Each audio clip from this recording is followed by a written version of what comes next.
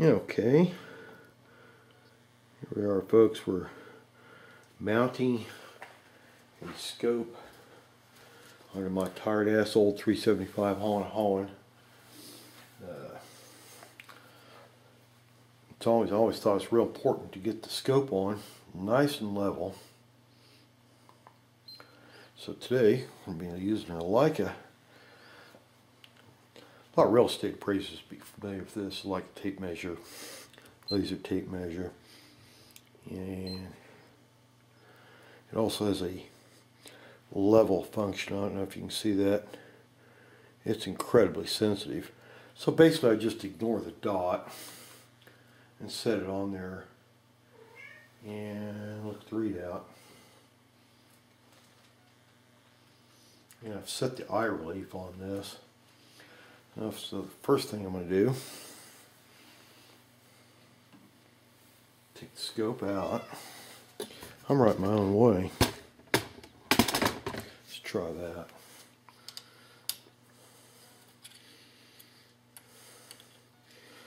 Yeah, pretty good idea. The one thing on setting eye relief on a hard kicker, you also have to consider how many hunting clothes you're wearing during summer and winter. So that can change your eye relief, because it changes your length of pull by having a heavy jacket on. I like my eye relief where I have to reach for it a little bit, but here I've relaxed that just slightly. Excuse my messy bench. I always have too many projects going and everything's a mess. So I'm looking for a pencil.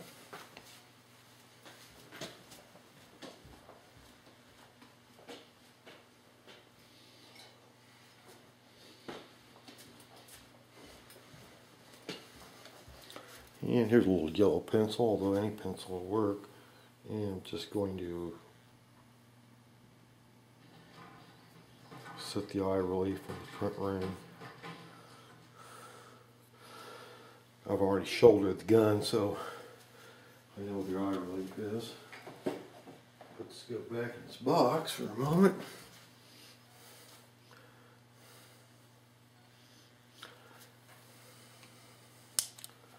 And put this back on.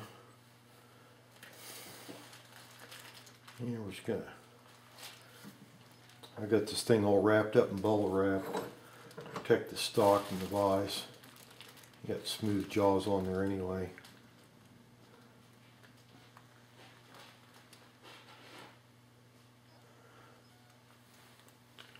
Okay.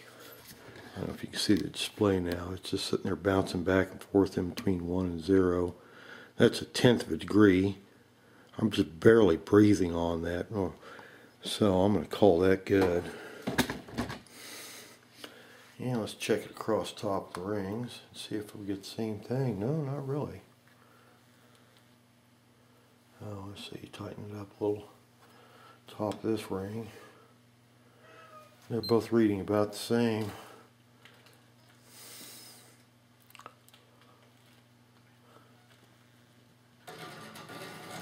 Okay.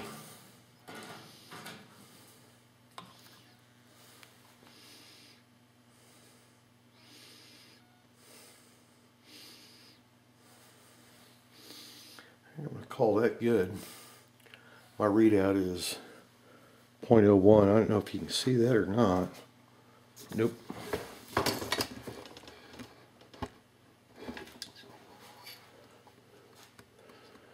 Yeah, there it is, 0.01. Show you how touchy that is. I'm just barely brushing up against that. You know, just barely breathing on it to make it do that. These Leica Distos are incredibly accurate. And I got these kind of finger tight. I might just snug that up a little to make sure. Grab any size Allen, and it's got some little holes in there. Let me just snug those up a little. See if we're getting the same reading or not.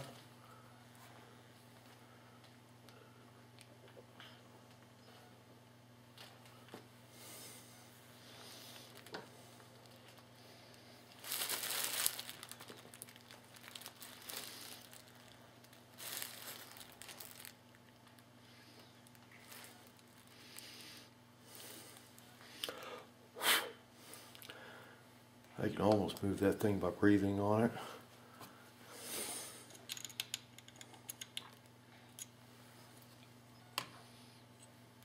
Okay, the base says 0, and I've got a ring that says 0. I'm going to call that good. Save our battery. And we got the eye relief. I left a little tiny little mark on there. Just line up the back half of the front ring. And keep that jiggling around. I'm going to go ahead and put a ring on there.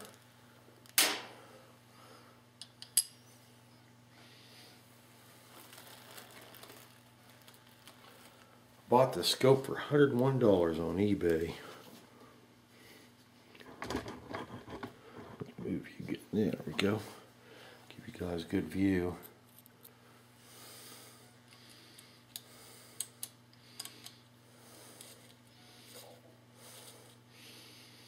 I previously had a red dot and my camera mounted on that, and I found another gadget. I'm hoping there's enough room here to put that on so I can get my camera back on my gun.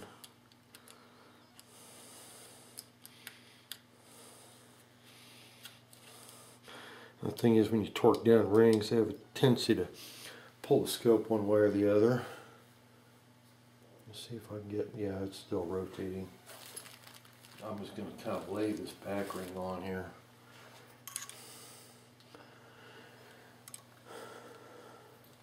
Also thought about getting the anti-cant device, which is essentially nothing more than a level. Tells you if you're canting your scope, because it really screws things up. Just get that thread started in there. Never did like weaver rings or piticking, but you know, I've finally decided to join the crowd here. Okay. Turn our laser back on. At least I'm getting my money's worth out of these things. These things retail for $500. I got this one for $435, and I use it in my appraisal practice. Oh, that's not bad. I'm going to order that around a little bit. See if we can find a sweet spot.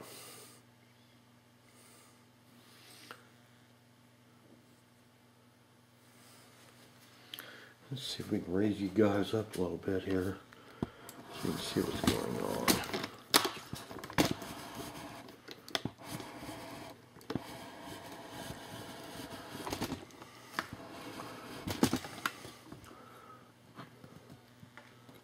There you go. I bet you can see the display now.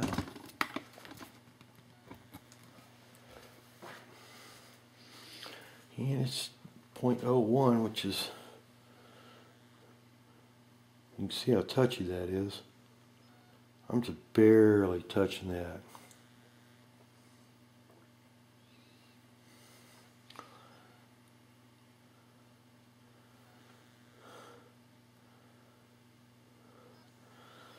I'll probably call that good. In fact, that's the same thing the base was reading. So, I'm going to take a look here at our, yeah, our little mark we left, our little pencil's still there, so I'll start tightening this thing down. And taking a look at the gap on the rings. About the same.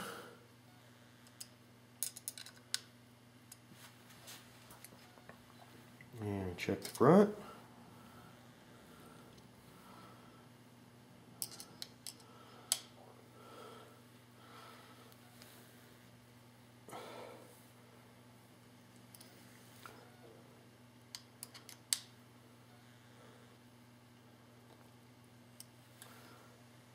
Okay, it's snug now.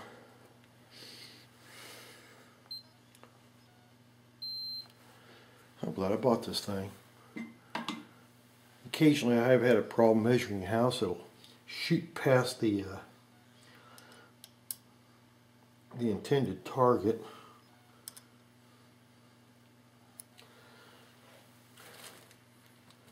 Hit something else and I'll end up with a huge number.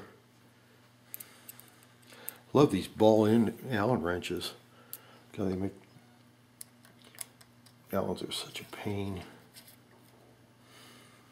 Maybe one of these days I'll make them ball-end Torx.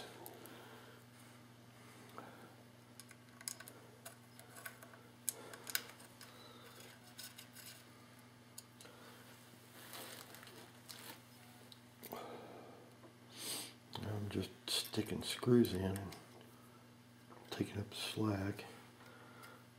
I used to put Loctite on there, which I don't know, maybe I should. I think she'll be okay. If it gives me any problem, I'll go back and be a little problem child.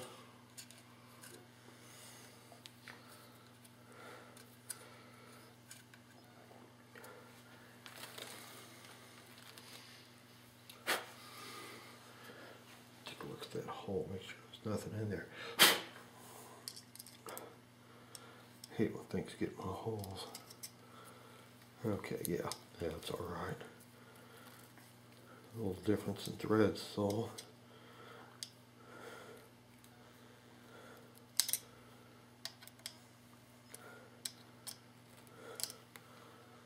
Take a look at our gap. Yeah, this side needs to tighten down.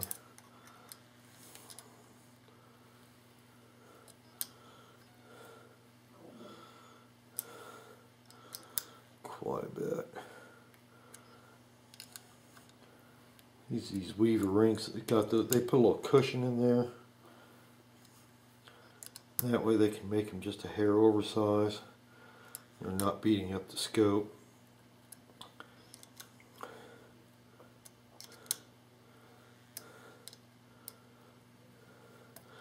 hate when my scopes get scratched. And mounting a scope is a good time to get one scratched.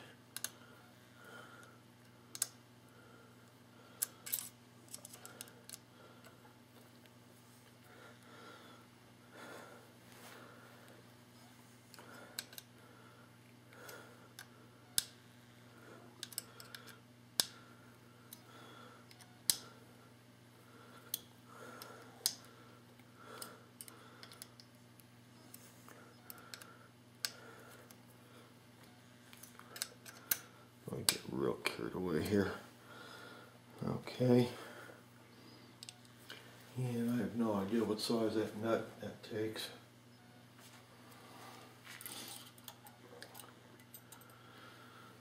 Take a little bitty crescent wedge or something and tighten that up. I'd like to find a socket that fits that.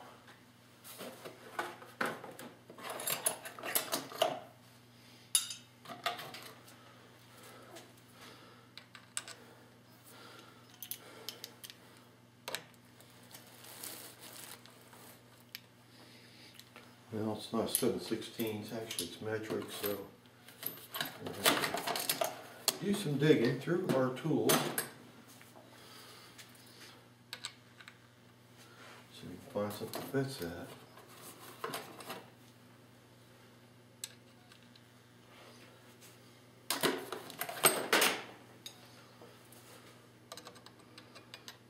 Yeah, closer to half.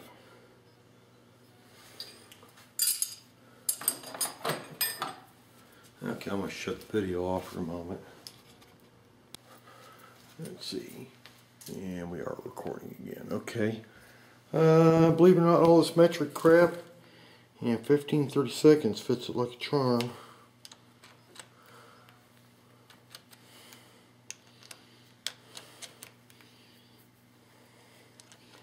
I don't get too carried away. Don't know how good this Chinese pot metal is. I say aluminum, but then again, they're the same people who brought us Chinese drywall. And that's torquing down to way too much. I think it's, hopefully that bolt isn't pulling through.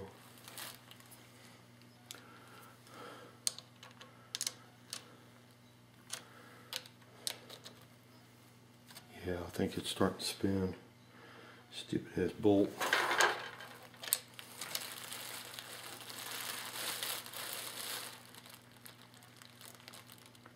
No, it's not.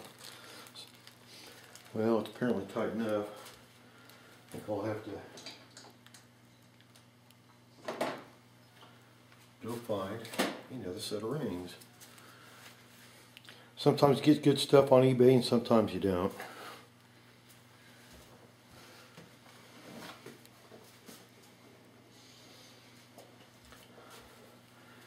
I had those, I bought those about a year ago.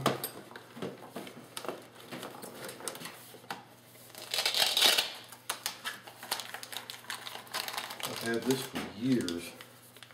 It stays in this box and in this bag.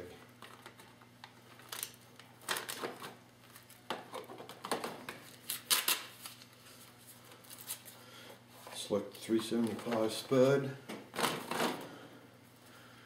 Stick the spud into the collimator. Just want to include you people in on this.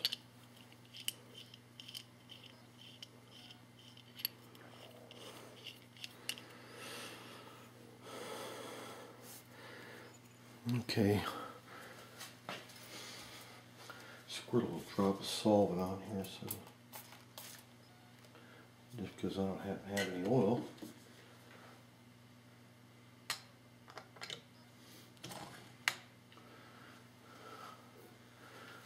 Okay, and that's where the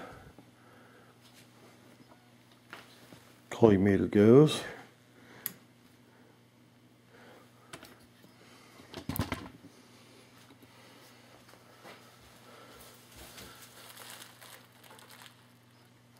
Okay, it's reading dead on a windage. Elevation is low.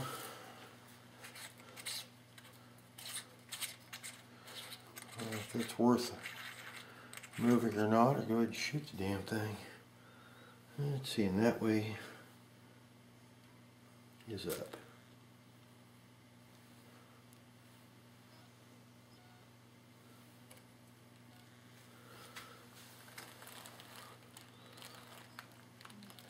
No, it's not up.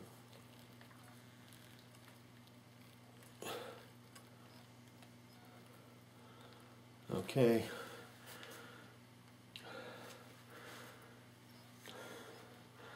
According to that, it's four-sided. Pretty impressed with the gunsmithing over there at Broken Gun Ranch. I put that red dot sight on here and it was dead on the money. Didn't even take the scope caps off.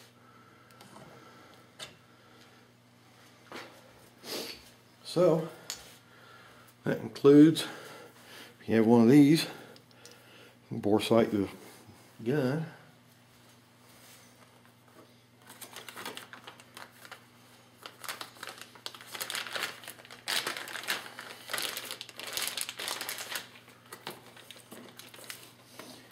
It goes in its padded case and back in the box it goes.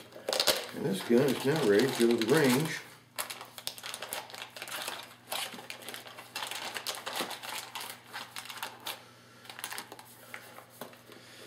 Get zeroed in. Of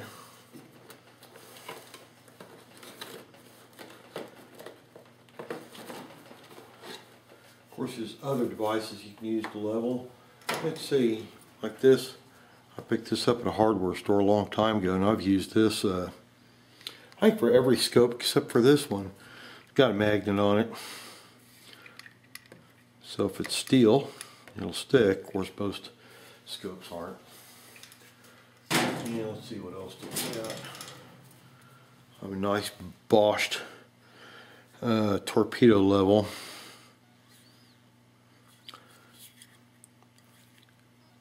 Let's see, I don't think I've hardly used this for anything.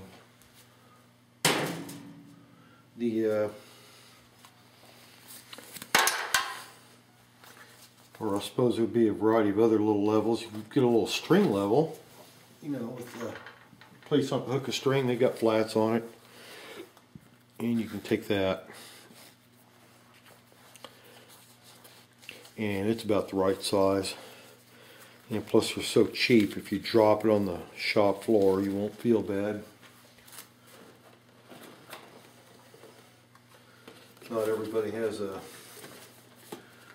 Disto laser about their scopes with. That's the first time I've ever used a Disto laser to do that. I knew I played around with the level before. I knew it was incredibly sensitive, and I guarantee this scope's on here level. I'm not too sure about this back ring.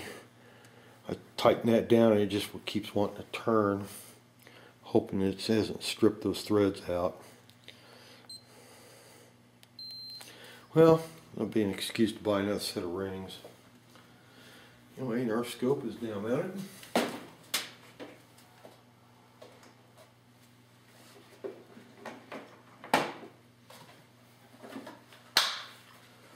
Put our tools away.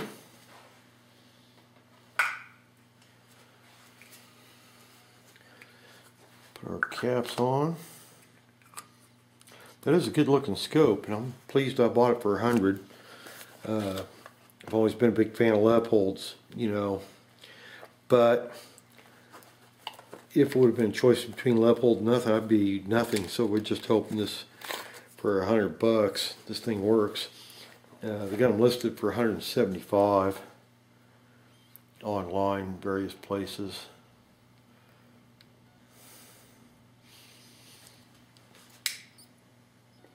And this does have knobs you can re-zero. They can give you a tiny little Allen wrench.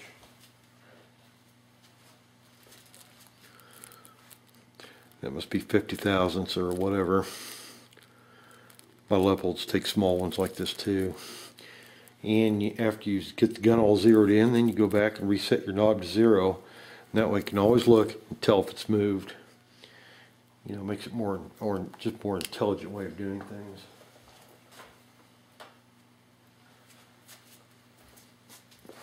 Now this can be one whopper of a video to upload.